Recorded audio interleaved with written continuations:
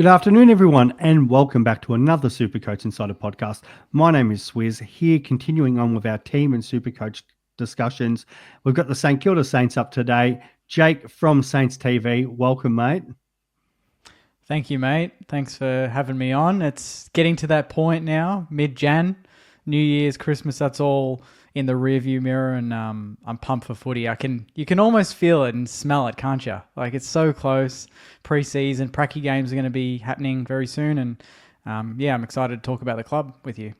Yeah, once I think everyone comes back from that Christmas break, you start seeing the footage being put up. You like on your channel the other day, some brilliant footage being shown of one of the Saints sessions, which is great. I think it's had nearly 3,500 views already. So if you haven't checked that out, especially the diehard Saints supporters, even if you're not a Saints supporter, check out that. We're talking off air, and there's some great insights been happening. And in regards to like St Kilda, it's there's some good people out there doing some great work. I know the Sainted Love team. I've got to give as much as hate sometimes Coop Gretsch, does a great job promoting the Saints, but I think you're about number one at the moment, mate, with everything you're doing. The channel is absolutely flying. So, I probably undersold not introducing you to like having this absolute Saints legend on, because mate, you are doing a wonderful job. And I'm Thanks, really mate. interested to get your insight in today's pod, mate. Thank you, mate. Loved hearing that. And, I'm very optimistic as a Saints fan in general. Just to kick things off, I think pending injuries, which so far we're looking pretty good. Only Liam Henry's kind of the one yesterday that was running laps. Everyone else is basically in full training, which is really exciting. We'll talk about your round one lineup, but I think, there's going to be a lot of new faces, a lot of different positions, even maybe tactically with Ross, Corey Enright, mixing things up and maybe playing a bit more of an aggressive style. I think we're going to surprise this year. Pretty bullish about our boys. No, and I think everyone gets that little bit of bullish outside, probably me this year for that. Like, I know where we're at, but that's fine. Go for it. Come on. I can live with that. But yeah, we all get that, and that's the great thing about preseason, because there is all that hype. There's the excitement about the new players coming in, players coming back from injury. And we've seen with teams in the past, like when we did it in 2017, there was nobody who was expecting Richmond to win the flag. Hawthorn's run last year, Collingwood when they did it, and then was it a year or two before that, like when Collingwood finished 17th. You just don't you can't expect anything in footy, or you can expect everything. Like so, and this is the most exciting time because you sort of lead in. You've seen what's happened with the trade period, the draft, see how these boys are coming back. So I can see why Saints supporters are getting excited for the season. And I think there's a wide range of where they can finish. It would not expect me. I wouldn't be surprised at all if they were to challenge up that more, I think, the bottom half of the 8. I don't think they're pushing top 4, but anything can happen. But, anywhere between that 5th and 8th spot, it wouldn't surprise me. And at the same time, if things go wrong, injuries to the wrong players, bottom 6 isn't that far of a stretch just because of how close the competition is. But then that's an exciting part of it as well, because the fact that you can roll up to every game and know that you probably can challenge most teams, but at the same time, other teams can beat you if you're not on your game that day. 100%. I mean, 2024 was exactly that. We lost some games that we should have won. There were some close games, some blowouts, and then we go and beat Sydney and Carlton in the back end, Geelong in the back end, challenge Brisbane at the Gabba. We surprised a bunch, and I did a season preview last year leading into 2024 with Joey Montagna, and he made a really good point that he didn't really care if we made finals as long as we bridged the gap between the top half of the ladder. And weirdly, I think he almost hit the nail on the head. I think we bridged the gap between the top 5. I think Brisbane's the outlier. They're the only team in the last 10 weeks that pantsed us, and look what they did in the granny. So they're really that extra 5-6 goals ahead of anyone. Realistically, that's how good they are. But then everyone else, I don't fear a single team, which is really exciting. And We challenged Port twice by under a kick, beat Carlton, beat Geelong, smashed Essendon. We beat a lot of top 8 teams. So I think that's good experience going into this year. If we can beat the teams we should beat, which I think is the difference, that's the key. You drop those games, you don't make finals. You win those games, you probably make finals. Yeah, and I think I've had the same chat with some Essendon friends about that. That's always the case. Like, it's all well and good. You get the good win against the top side, but then if you drop a couple against teams that are probably below you, it's going to be make it the rest of the season hard. And those first 5 games, like you start off from that first match, Adelaide. I think the Crows are kind of in that similar boat. Like, there's a lot of hype in South Australia with the Adelaide Crows, thinking that they can, rebound and potentially make a challenge for the 8. When I was chatting to MJ about this, he was also realistic in that Matthew Nicks could be out of a job come halfway through the year if things go pear shape as well. Like, so very, very similar. And I think that game's I'd probably have slightly, all going well, maybe picking Adelaide just because of the home ground advantage, but you could really coin flip that at the moment. And then, as you said, Geelong, who you beat last year on your home deck again. So, interesting game if you guys can get the leg speed happening. Us, you should absolutely belt. No, footy's a funny game, but whoever sort of gets Richmond twice, who we'll talk about in a second, has to put some serious points up against that, because I think the competition's going to be so close. Percentage is going to be a key to, I think people kind of look at it at the start of the year and be like, oh yeah, whatever. But then at the end of the year, go, oh God, we need 5% here, 4% here. If we'd only put an extra few goals earlier in the year on a team like Richmond, you're in good stead. The second, this is the hard thing, but for the Saints, because they've got 3 trips to Adelaide in the first 5 weeks. It's ridiculous. So, I know. Ridiculous. So if you can kind of navigate that, at least Giants, it's a neutral. So I think Port's the hard one naturally, because gather round, they've been up there for a while. So if you can get through that area, at least 3-2, but probably 4-1, I think you kick starting the season really in a good stead. Yeah, I think on the surface it looks like a very tough 5. I think the 5 that then come after that are equally as difficult, because I think there's a stretch of like Fremantle, Carlton.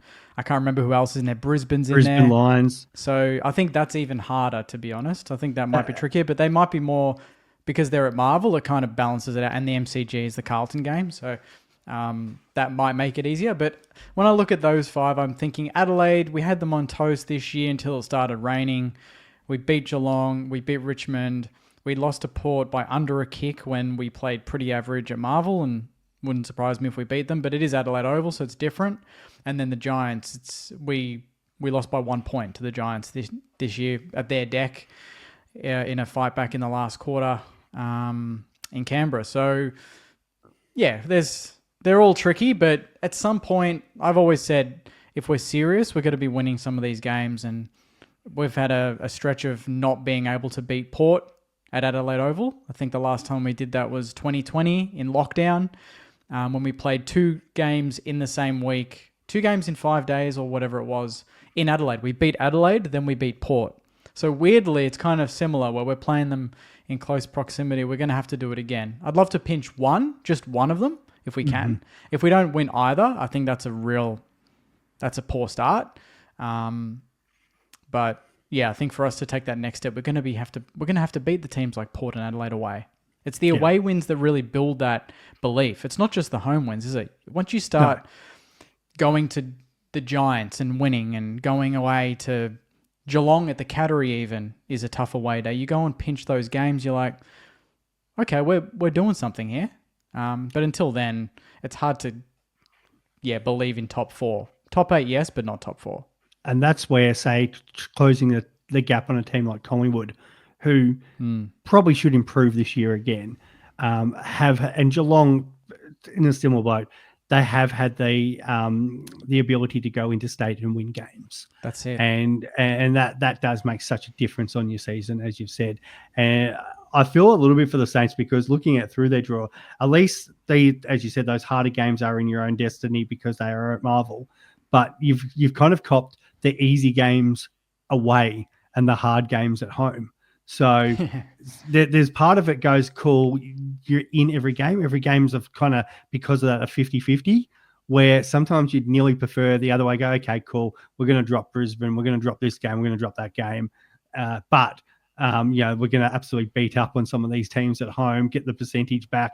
And as long as those away games don't get too out of hand, I feel like sometimes you can control it. But at saying that, it probably takes the expectation away where, like playing West Coast away, if you're playing them at home, you rock up, the supporters expect you to win and win well. Where now, like that game you're traveling where, if you're hosting, say, a Brisbane, well, the supporters still go there of, we could win today, but it's a tough game still.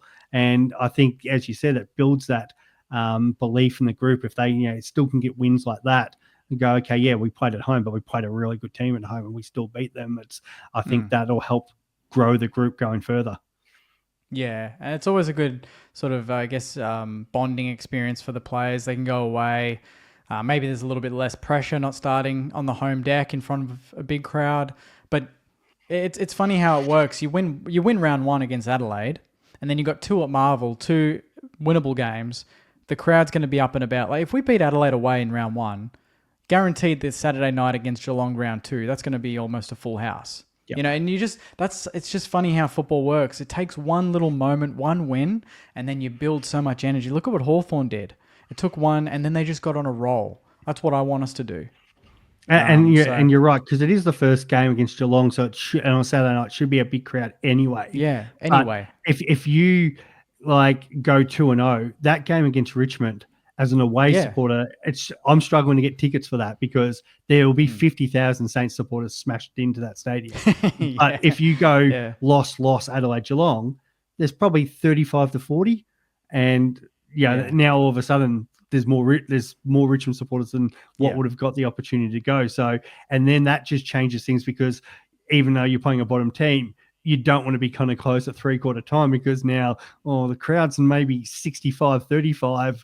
The noise that we're getting in there where, if it's win-win, the place is going bonkers when you're, 10 goals up against us. And it builds that momentum for the players. And it can really push your season in the right direction. Yeah. We'll know exactly where we're at. I've said once we hit the bye, if we're in a favourable position at the bye, considering the back end where we got a stretch of Marvel games again, and the way we finished the season at Marvel this year, then I think that's when you can really believe in finals. But I'm not going to pull the trigger on flag Saints. I probably would too. I say it here, you can quote me, but if we beat Adelaide, I'll probably come out and put some memes out and say, put some money on the Saints. It's ours, so... 1 week at a time, mate. Let's get Adelaide done and then we'll see what happens. And in regards to those double games, obviously you're one of the 6 teams in the right position playing Richmond twice. So that's a bonus. The D's could be anything this year, but I think if you guys are serious, you've got to win both of them. And then I feel like if you could just split the other 4 games with I'm not saying that you can't win them, but if you at least split that, you still go, okay, we're 8-4 from that bunch with probably a positive percentage out of that, just because what you should do to Richmond and Melbourne, and I still think that kind of just puts you instead against the others. And then even from not just a footy perspective, but a big one for our Supercoach on the run home, you do, as you touched on the Marvel games, you do get Melbourne and North back to back, and then you also get Richmond and the Bombers very late. And no disrespect to the Bombers, but they are usually a poor team those late rounds. Hopefully they for their sake they can turn it around. But definitely players I'll be interested in from a Supercoach perspective because if the Saints are on a roll and sort of inside that 8 at that time with that sort of fixture coming around Supercoach finals, there'll be a couple guys here I'll definitely want to own. Yeah, fingers crossed. I mean, that was important this year. Was maybe not. It was more like after the bye, I wanted to see more goals. I wanted to see more excitement, the way we played. And then it was a bonus. We got the wins on the board and we finished the year really strong. And I know that some people came out and said, they just started playing, free-flowing football because there was no pressure, this and that's. There's pressure every week. It's their careers. They can't go out and tank a game.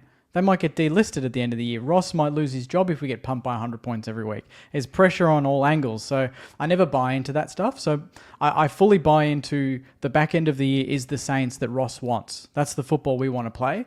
So if we deliver that this season with a fit Max King, with a new look midfield, with Filippo going through there, Wilson and McRae, the acquisition of McRae, I think, we're going to challenge a lot of teams. So I think the first 10 is more important than the last 10 because the last 10 won't count like this year if the first 10, we don't put the wins on the board.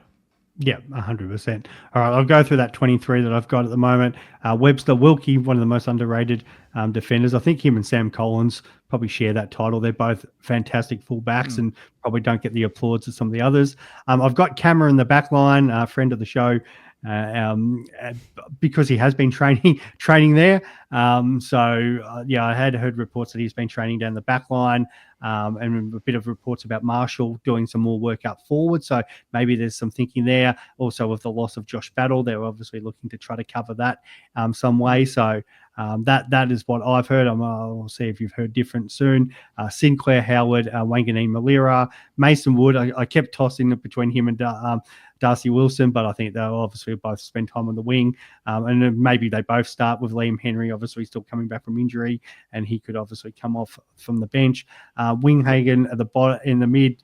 I swapped him and Philippou and McRae a few times around too. It was sort of a hard one, but I've gone Winghagen in the middle just because he can run both ways. But then so can a lot of the Saints players. They actually do that quite well. Philippou can start half forward, but we'll definitely spend a lot of time in that midfield.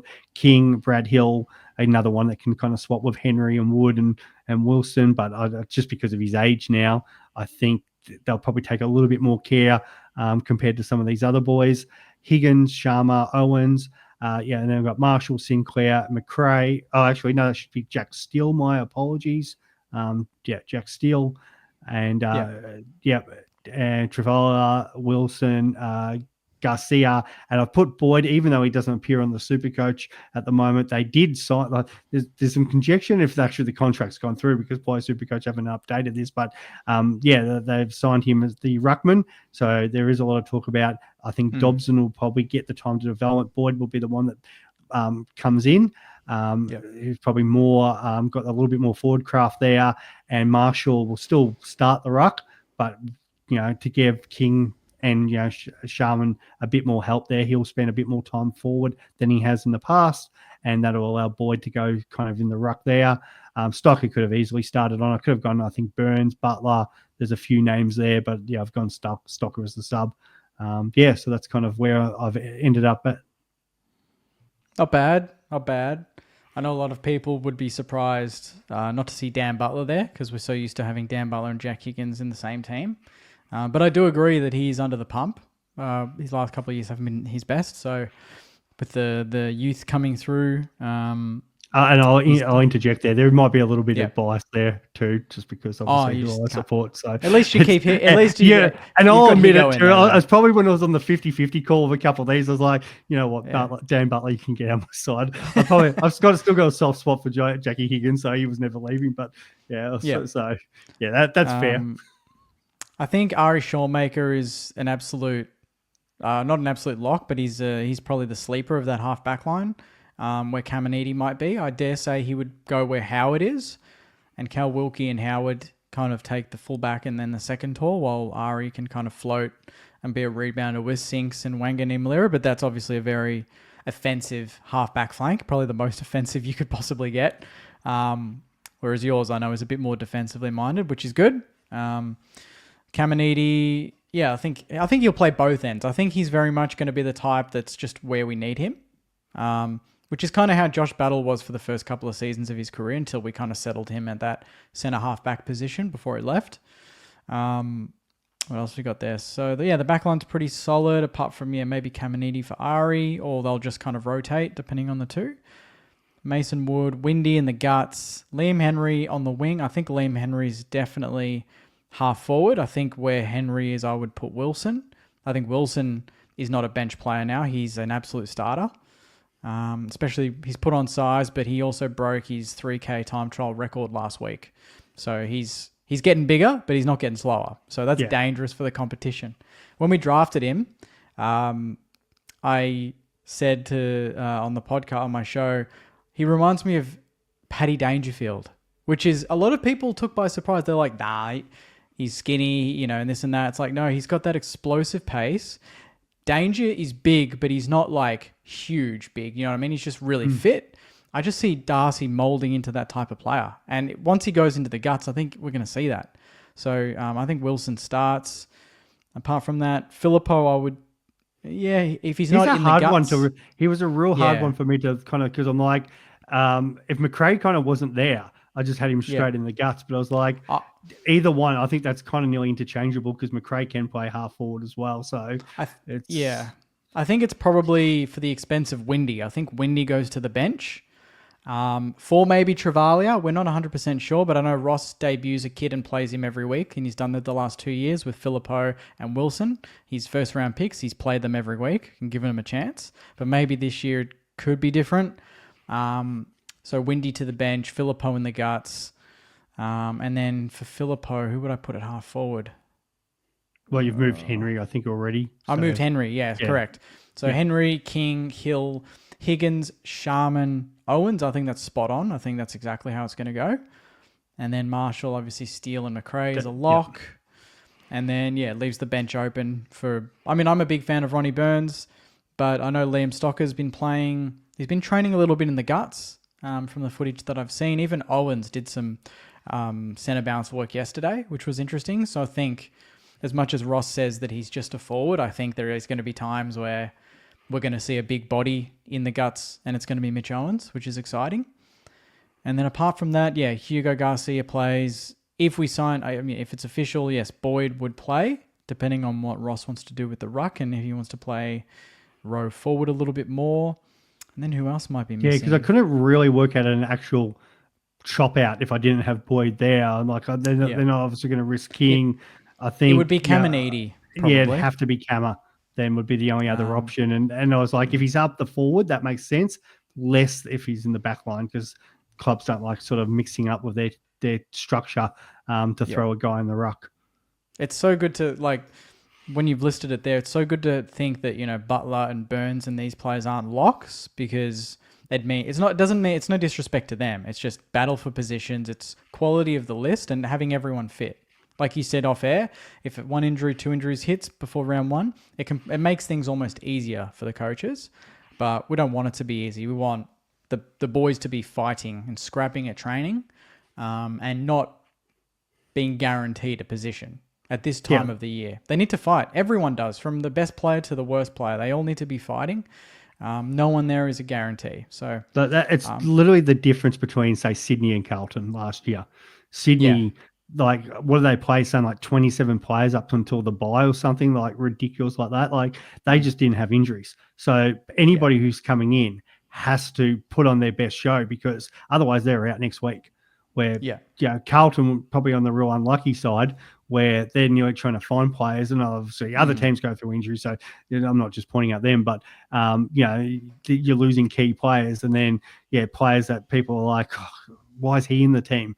We've kind of got no choice because he's third or fourth string. They're missing three blokes in that position. You're down to your 35th player on the list or something like that. So, it definitely the fitness staff are going to be worth their weight in gold this year, because the competition's so close. If you can keep that kind of line up and then have a few of the guys rotating because of form, it definitely puts you in a much better stead.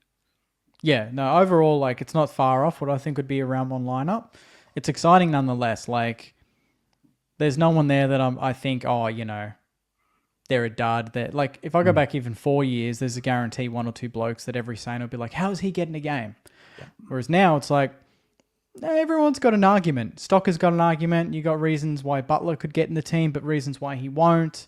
It's really exciting. And I think even players like Boxall that we got in the draft could surprise. You haven't even got Zachy Jones there, and he signed a 1-year deal and finished the year on a house on fire, and his experience. So, it's almost like Garcia and Jones are in that boat. They're fighting for the one spot in the guts. So it's a senior player against a new player, against a young player. So I think that's That's exactly what you want. You want the young boys to come in their first and second year and look at the guys that have been playing their whole life, over 200 games, and say, I'm going to take your position one day. And then the older blokes go, I'm going to train the house down, and you can see, So Yeah. I love that competitiveness. And it's not even one day. It's like some of these kids coming now and go, yeah, I'm They taking know. your position round They one. know. Like, yeah. They back themselves full confidence and like, yeah, if you're going to half-ass this preseason, yeah, I'm in, mate.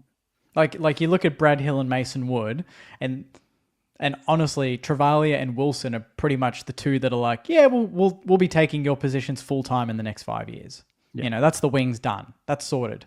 So, and the forward line's probably the most inexperienced now without Tim Membry. The most experienced player in that forward line, I dare say, is Max King. Like in terms of tall forwards. And then I think most games played would be Brad Hill Brad Hill's more of a wing, but would Jack Higgins be the most experienced forward overall in our forward line? Probably. I'd say so, yeah.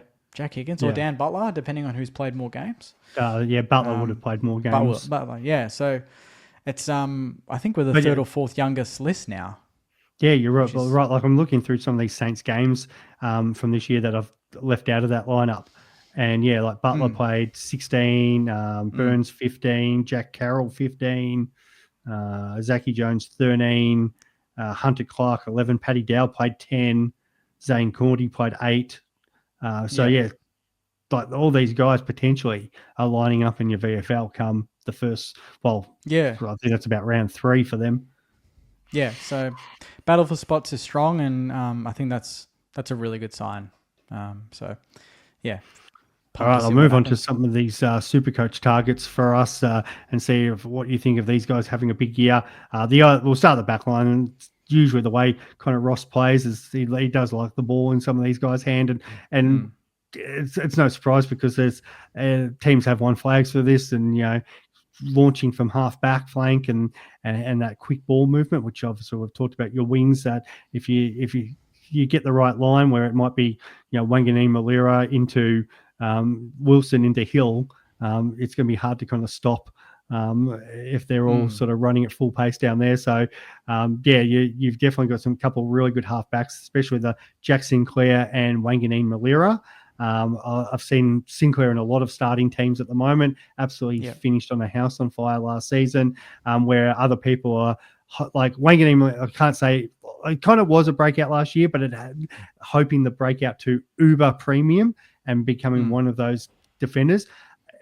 Or it's hard to sort of say, is he just going to be one of those guys who's just going to be that 100 to 105 game guy in that Supercoach where, or does he kind of close the gap on a sort of a Sinclair who did go 110 last year and 112 on the run home? How do you see those two boys going into 2025?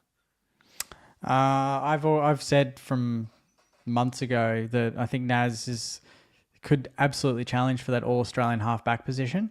He's almost competing against Sinclair, his own teammate, for that position, which is exciting. But I think maybe Sink's being moved more to the midfield leaves that position open for Naz to just make it his own and dominate. So I don't think I wouldn't be too upset with either of them dominating. I mean, if they both do it at the same time, I'll be stoked. But if just one of them goes off the chain, that's nice. Because it's hard to man up on both in the one game. You take one and then the other one moves off and gets the free ball. So I think that's the benefit of having two. And that's why I think Ari playing him is going to be add that extra layer because he's very much like them, but he's a tall defender. But he runs off and he gets a lot of the ball and he uses it well. So having 3 attacking halfback flankers in a team is going to be interesting. But Naz, I've said, could make the All-Australian. Sinclair, he's done it. And we all know how good he is. I'm just excited to see him move more permanently into the midfield. Because I think if Travalia plays, I mean, to introduce him to AFL football, maybe just play him in his preferred position from obviously the draft. And that's half-back flank. With Naz, with a young kid, learn off him, and then slowly move on to the wing and then eventually into the guts. So it could be a way to get him into the team if Sinks moves. But if Sinks stays at halfback, then there's no position for him. So it's going to be interesting to see how much midfield time we give Sinclair. I would give him pretty much full time, but I know that's probably not going to happen. Might be more 50-50. Yeah, no, that's a fair call. Like, Toby Trevallo hasn't left my side. Like as you Yeah. said, Ross does have a habit of playing these new guys. I think he's ready to slot in, and that obviously slots in from the bench. Don't think he's kind of that sub candidate. I think if they're going to play him, they're going to actually play him in there. It's just that it's hard to see what the makeup, because potentially, McRae could play off half back, and that means Sinclair can, as you said, move further up the ground, which, when Toby comes on. So there's that possibility. Or it's just Toby comes on when Wanganeen-Malera needs a break, when Sinclair needs a break. If you've got, even if it's Webster or like these guys are all going to need a break at some point. So kind of just he's the seventh defender and they rotate through like that. And as you said, that's where he was. And we expect him to kind of play as his strength. And then later, as he develops, maybe later in the year, like next couple of seasons, he can come further up the ground. But for now, I sort of see that. And we see how these young halfbacks fit into AFL. And they do really well from a Supercoach perspective. So I find it hard to kind of leave him out, because I think he will be in the mix. Yeah, no, that's fair. And I mean, to be honest, as a Saints fan, if he's playing every week as well, I'm going to be stoked to fast track the youth, to get the experience as quickly as possible. Mitch Owens, Naz, they're going to exceed 50 games pretty early this season. Kamanides not far behind. Sharman's not far behind. It's super exciting to have these players already hit. Like, I only think like, shit, I thought they played only 10, 20 games, but they've all played nearly 50 games, almost all exclusively together with Windhager as well. That's how you grow a team, and Richmond are going to do it. They got all the youth coming through, and guess what? They're all going to hit 50 games around the same time. They're all going to hit 100 games around the same time. That's exactly what you want. So, and I love that we've done that.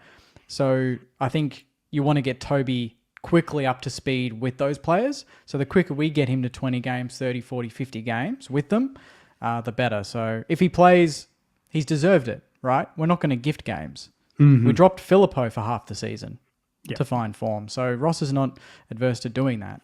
I'm curious what Darcy Wilson's cost is going to be, because I feel like he would be... I actually have this here. He's a little bit more expensive because obviously had played quite a few games last year.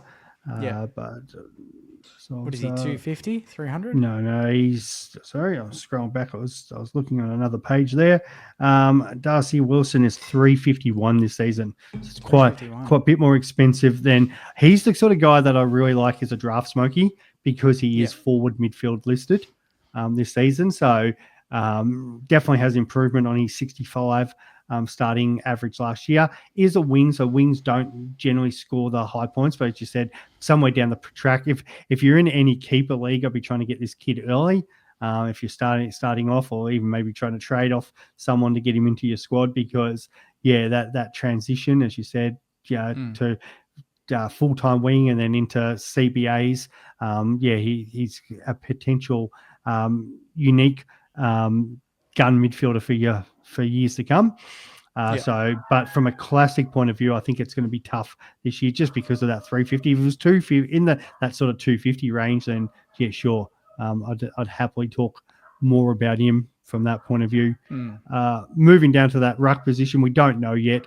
We're just waiting for whatever the paperwork or anything to happen there.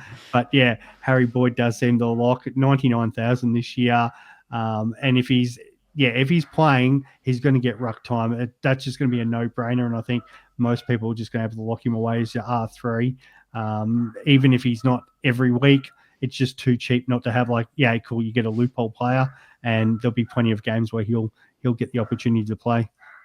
Yeah, I think so too. I think it might benefit Rowe. I don't know if it's kind of double-edged sword, where if Harry Boyd plays more games, less people are going to select Rowe because he's not going to be taking the ruck work as much, and they maybe think he's not going to get that many points forward of centre, or people are going to get him for that reason exactly, and hope that Rowe kicks a couple of bags because he's capable. We drafted him as a forward, so he's he's got as good a forward craft as any forward in the comp, to be honest. He doesn't play there. So do you think it's going to deter people from selecting Rowe in the ruck, or? Yeah, I think so. What I've been saying to everybody, I wouldn't start with Rowe, but I want to monitor to see how much time he gets up forward, because he could potentially be one of those guys, if he plays enough forward early in the year, gets that 35%. I don't know if he'll play that much, but potentially if they have the two rucks and it's the right matchup, he needs a couple of games where Boyd plays majority ruck, or the Saints, God forbid, but King goes down early in a game, and then all of a sudden Rowe's the one that has to play majority of time forward, because you've obviously got somebody who can play full-time ruck. So it only takes that for Marshall to then drop to 550 and get forward status, and everybody's going to be trying to lock him in then. So not one for the starting team, but definitely you've got to be watching this guy. Yeah, 100%. And the mids that you've got there, McRae at 392, that's a bargain, isn't it? At the moment, everyone's trusting that he's just going to walk straight in and get his 35 every week. Yeah, I think it's more maybe. Yeah, I think it's a little bit less these days, but I still see at 392. It's hard to ignore, especially with the lack of forward options. I'm not expecting him to turn back the clock and be averaging 110 plus like he used to, but he's going to obviously support Steele and the younger players so much. He's that seasoned-bodied, and realistically, he's there for sort of 2 years as probably that senior role. And then maybe it sort of starts floating in the coaching role, just why these young players develop. So I feel like this year, it's probably the last year we'll get him as a forward, because he's going to be playing, you never know, forward mid, but he's going to be playing a lot of guts to protect the young fellas. It'll kind of be interesting to see how much ball he probably gets, but I feel like St Kilda needed somebody who's more that attacking minded, because we do know they've got Windhagen who runs both ways, Steele runs both ways.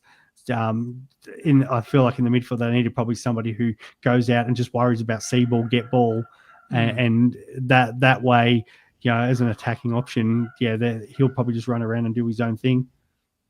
Yeah, no, I'm absolutely stoked to have him on board. Especially we didn't give up much for him, which is really good. I think the Dogs might rue missing him. I think he still could have been a valuable asset in their team, but we've got him, so that's great. And it could kind of push the likes of Filippo to that next level, to be able to work with another seasoned body. It's great to be working with Steele, obviously, but McRae, he's been there, he's done that. All-Australian premiership player, gun footballer in his own right, can bring some different ideas, and he's a fellow left footer, so they all stick together. So I think Mateus is going to be pretty happy to have him. I'm going to let you keep talking about Mateus for 2 seconds, or I'll just jump off, but tell the audience a bit more about Mateus. Yep. Mateus, he had a bit of an interesting 2024. He had kind of started the season pretty slow. We got to around the bye, rounds 10, 11, 12. Had a discussion with Ross, and the general consensus was he wanted to, and Ross was happy to let him go back to the VFL and find some form. He started 2023 really well. He played every game, but he was playing very much as a forward pocket, half forward flank. So kicked a lot of goals, got a fair bit of the ball. And naturally, we kind of thought that we would move him back into the midfield. And we all thought moving Mateus back into the midfield was just going to be a natural progression. Last year, we just thought he's going to go in the middle, he's going to be a gun. But didn't work out that way. He was a bit slow. I guess the pace in the guts was completely different to the pace of what he was dealing with playing at half forward, where, you can very much see the game unfold. But when you're at a centre bounce, you are the game. You got to get the ball. You create. And I think he was a bit sluggish to start, but then he went to the VFL, dominated in the guts, and then came back, and he said it himself. He just said he just let loose. He didn't overthink. He just played on instinct, and every good footballer does that. They play on instinct. You would know, Dusty. He didn't overthink anything. He just did what he wanted, what he felt, and 9 times out of 10, they came off. So I think hopefully this year, if Mateus can keep backing himself, go forward, kick goals, and get the ball in the midfield, we're going to see the start of a potential A-grader, probably our next A-grade mid. Who knows? No, 100%, mate. It's I do apologise for that. Nothing better than when you're recording and a delivery man rocks up and the dog wants to let the whole neighbourhood know about it. That's all good. Yeah, for the little Max here and that. Actually, after Maxie, who is Maxie's a very big Saints supporter, so it's So it's probably the right time to have him on. But no, I think Philippou is. You're right. He will turn into that A-grade midfield. I don't know if it's going to be. If he was just a pure midfielder, it'd be a completely different story from a super coach perspective. But the fact that he's forward listed, he's got not only the ability to potentially be top 6 this year, but he could rival your Horn Francis as the top guy. And the reason for that is, at least with Horn Francis, he has to share that midfield time with Butters, Rosie, Wines, Drew. Yeah, they've got plenty of options. Where the Saints, he's probably that one injury away from going, okay, I could be the second or third most important midfielder in the St Kilda lineup. And just because of age, McRae and Sinclair, McRae, Sinclair, and Steele all potentially will miss games at some point. I hope they play every game, but let's be realistic here. Very rare do you see a whole list of play every game, and there's at least one or two, but sometimes you can get other injuries, or these days just because people, the way they tackle, will end up missing 3 or 4 weeks because of suspensions and stuff like that. It only takes an opportunity like that for him to get in there, and like he did at the end of the season, really stamp his authority there. And I think if it's not forced by Ross or he's just on form, if one of these freak accidents happen, I think he's got that potential to just take the competition by storm and really propel his career. 100%. So I said it in one of my videos recently. I said if he's not knocking on the door of being that star mid that we think he can be by the end of the year, give it another year, and I think he's going to get there. I think. I've been kicking the footy at RSCA on the weekends occasionally when I can. I'm going to go this weekend, and most of the time, at least early, was it November or December? Might have been early December or November. I went, he was already there doing laps on his own. And I know we always say that, it's just preseason, they get paid enough. They should be doing this anyway. They should be doing the extra time. You know what? They all don't. Some of them do. The best ones do, and the ones that want to be the best do it.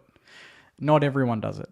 Yeah. So to see him there and to know that his tank is the main reason why he probably can't play full-time mid just yet, he's working on that. And you look at the time trial stats, he's top 5 in every single one. He's him, Windy, Steele, Hill, and then obviously Darcy Wilson's on a different planet when it comes to that stuff. He's lapping dudes, Darcy, so no one's going to catch him in the competition. No one's quicker and runs harder than Darcy Wilson.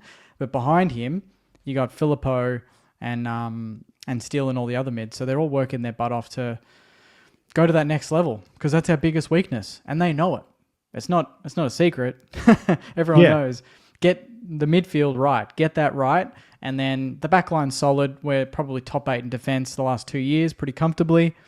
And bottom 8 in attack. So we get the attack and midfield right and things start to fall into place. Yeah, 100%. And you're right. Like, I play local sport. It's, you see there's always people every year who put the extras in. They're in there. They're the first players to get there, the last to leave. And even these guys who are getting paid the big bucks to do it, there's always some who just got a bigger work ethic than others. Some who just have that bigger drive. It's easier said than done. Like, why can't everybody do it? Well, probably people can do it, but it does take that extra bit of motivation. And obviously these young fellas are pushing each other and working together to be better, and it's only going to obviously help them as the season goes on and their careers go on.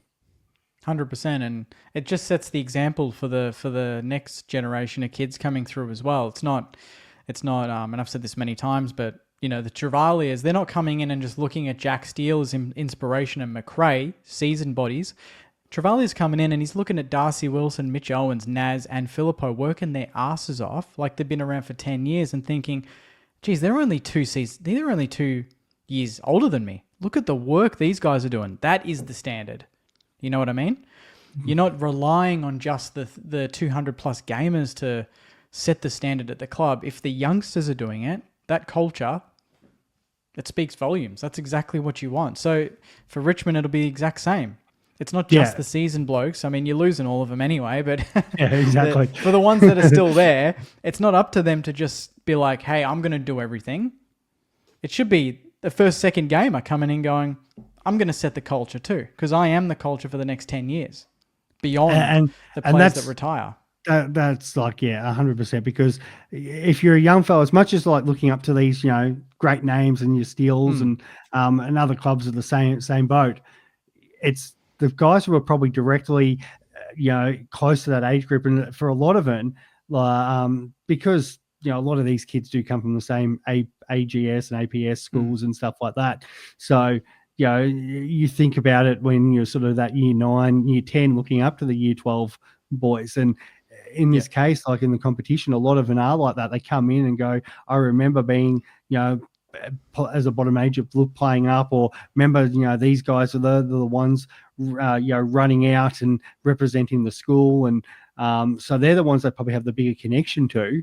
And if they're the ones that are out in the town and partying up, well, they learn from them. If they're the ones putting in the extras, that's the attitude and the culture they take as well. So, it's important that it's, those senior players have taught those guys, and these guys are now teaching the younger guys coming in.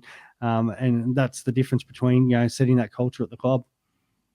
Yep, 100%, mate. And that's been an issue for us over the last 10 years since the grand finals. And we built a good culture back then to get to those positions, to win the ultimate. We didn't, and then it all fell away. So to get it back to where it is now, and I think it was voted by the peers, by the rest of the competition, top 4, I think, in the comp for culture, is a good sign that kind of shows that, we are becoming respected by the opposition, which is not something, that happens often. As a Saints fan, it doesn't happen often. So if we win games, people are going to start to take note. So it's all about winning. You win and things start to happen. 100% it does. Well, I think we've covered everything today, mate. So I do really appreciate you jumping on and talking St Kilda. The passion is there, mate. You're doing a great, wonderful job, and I'm hopefully you'll come back at some point, give us some more insights when you what you see when you're kicking the ball down at RSC Park there, mate. Yeah, absolutely, mate. Anytime, give me a call and I'll happily jump on. Thanks for having me. Thank you. And something we didn't talk about, but where can the community out there again, mate? Where can they track you down, find you, and see all your good work? So at the moment on YouTube at Saints TV Pod, we've got the Saints TV podcast on all podcast streaming platforms. We're on Facebook at Saints TV, and obviously Instagram as well at Saints TV Pod. So that's where we are. Beautiful. So if you haven't already, like, subscribe that. With us, as always, like, subscribe. We are Supercoach Insider 100, Swizz 26 or Supercoach Insider 100 on the X. We're on YouTube, Spotify, so on other social media platforms. Thanks, guys, for tuning in. Thanks for joining us, Jake, and we'll talk soon. Bye.